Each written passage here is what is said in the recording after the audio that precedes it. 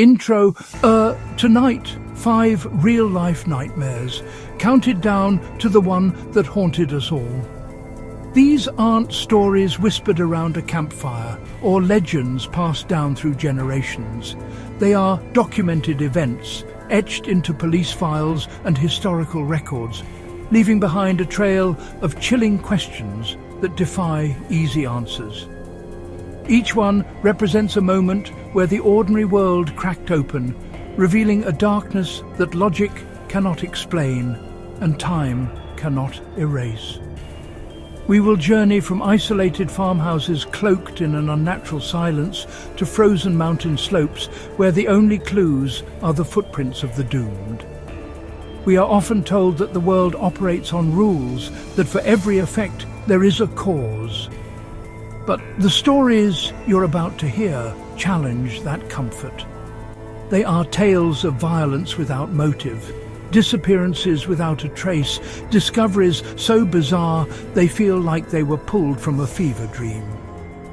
These events have captivated and terrified investigators, historians, and amateur sleuths for decades, not just because of their brutality, but because of their profound, unsettling ambiguity. The truth is buried, and what little we can see is far more terrifying than any fiction. Prepare yourself. We will be walking through the shadows of history, exploring the very edges of human understanding. From the frozen wastes of the Ural Mountains to the dark, waterlogged tanks atop a Los Angeles hotel, each chapter will pull you deeper into a mystery that remains violently, stubbornly unsolved. We are about to confront the chilling reality that sometimes the monster is real. The shadows do hold secrets, and the nightmare doesn't end when you wake up. These are the stories that prove it. Chapter 2. We travel now from the German woods to the icy, unforgiving slopes of the Ural Mountains. Soviet Union, February 1959. 9 experienced hikers, students from the Ural Polytechnical Institute, set out for Ototen. They were young, strong, well-prepared. Led by Igor Dyatlov, they documented their journey with diaries and cameras, leaving a record of their final cheerful days. Their last campsite was on the slopes of Kolatsyakl, Dead Mountain. When the group failed to return, a search party was dispatched. What they found was a scene of pure, inexplicable terror. Their tent was discovered empty and shredded from the inside out. It was clear they had cut or torn their way out in a desperate panic. They fled into the sub-zero darkness without proper clothing or footwear. Footprints showed them walking calmly side by side before becoming separated.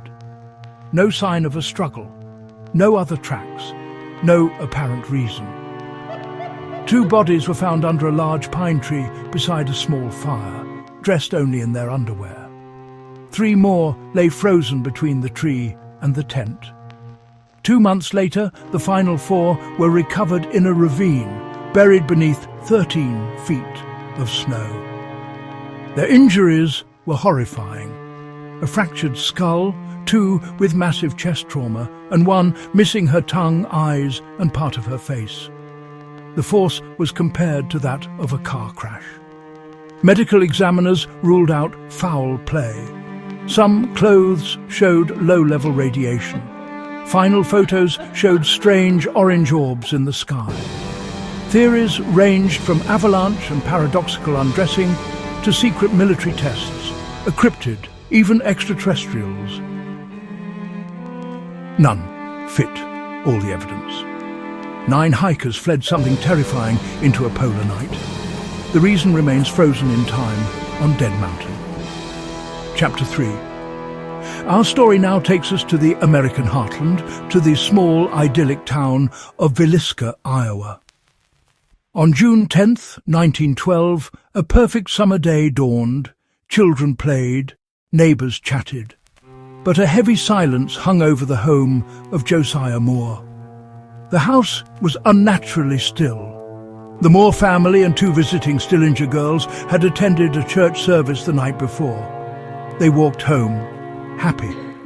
They would never be seen alive again. A concerned neighbour used her key to enter. What she found plunged the town into shock. Upstairs, Josiah and his wife Sarah and their 4 children, murdered in their sleep. Downstairs, the Stillinger girls met the same fate. Bludgeoned with an axe, faces covered with bedclothes. The horror was methodical, intimate, devastatingly complete. Mirrors draped, a slab of bacon near the axe, a bowl of bloody water.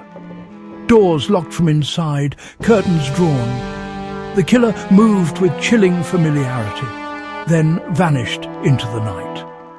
Despite massive investigation, numerous suspects, even a recanted confession, no conviction, the trail went cold. The house stands as a monument, the killer dissolving like a phantom into rustling corn. Chapter 4. Post-war Los Angeles.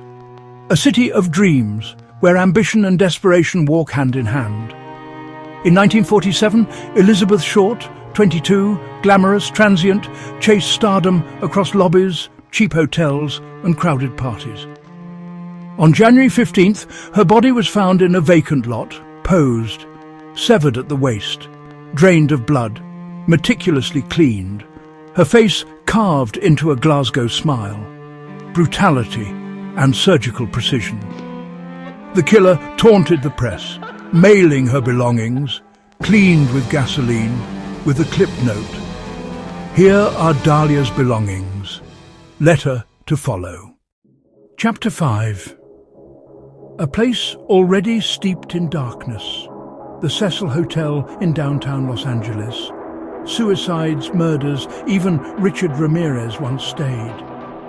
In January 2013, a mystery there would terrify the world, thanks to a single piece of footage. A 21-year-old Canadian student named Elisa Lam checked in and vanished.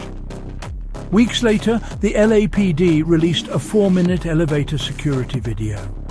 It went viral. In the grainy clip, Elisa enters, presses multiple buttons. The doors won't close. She peers out, hides in a corner, gestures strangely, then walks away. The doors finally close. It was the last time anyone saw her alive. The internet exploded with theories: a pursuer, a psychotic episode, drugs. Soon, guests complained of low water pressure and strange taste. On February 19th, a maintenance worker inspected the rooftop systems and found Elisa's body in the dark water. Her clothes lay at the bottom. The coroner ruled accidental drowning. Her bipolar disorder noted as contributing. Few were satisfied.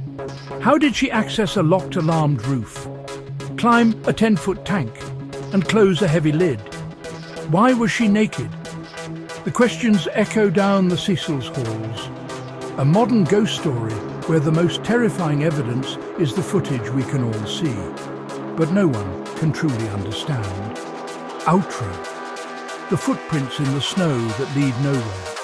The axe left leaning against the wall. The taunting letters sent to the press. The silent, ghostly dance in an elevator. These are the details that linger.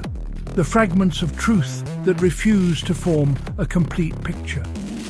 We have journeyed through 5 moments where the veil of normalcy was ripped away, leaving not answers, but a profound, chilling silence. These stories endure not only for their violence, but because they force us to confront that some questions will never be answered, and some darkness never brought to light. The horror is not just in what happened, but in what remains unknown. It's the space between the facts where our deepest fears take root. Who was in the attic at Hinterkaifeck? What did the hikers on Dead Mountain see? Who walked through the Moores' house that night? The lack of resolution leaves a void, and our minds will forever try to fill it. These are not just cold cases. They are modern myths with the unbearable weight of being real. The world is not always as safe or logical as we pretend. The stories are over, but the unease remains. It follows you into the quiet of your home. It's the creak upstairs, the flicker at the edge of your vision, the sudden silence when the world goes still. These real-life nightmares have left their mark on history and on you. The only question left is the one that truly matters. Which of these real horrors will haunt you tonight? Subscribe if you dare.